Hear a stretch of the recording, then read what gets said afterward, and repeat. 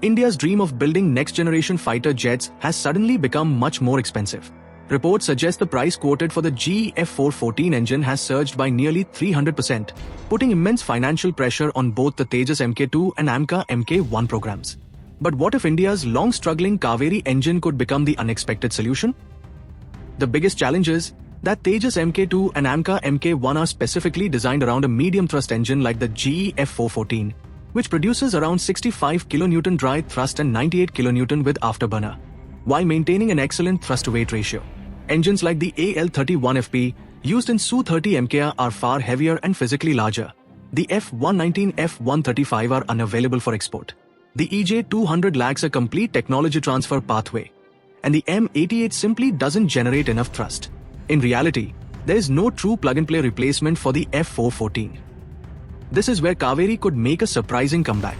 The current Kaveri prototype produces roughly 49 to 52 kN dry thrust and about 76 to 78 kN with afterburner, insufficient for Tejas Mk2 or AMCA Mk1 today. However, with modern materials, a redesigned hot section and foreign technical assistance, experts believe its thrust could be pushed significantly higher, reducing India's dependence on imported engines. Meanwhile, Safran of France and Rolls-Royce of the UK have each submitted separate proposals to co-develop a 120 kN class engine with India, including significant technology transfer. That engine is expected to power the more capable AMCA Mk2, giving India a genuine fifth-generation indigenous power plant.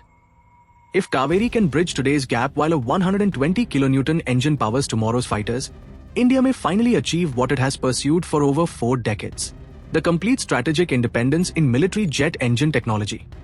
If you enjoy in-depth analysis of India's biggest defense programs, subscribe to DefNexus, because we bring you the iceberg behind the headlines before anyone else.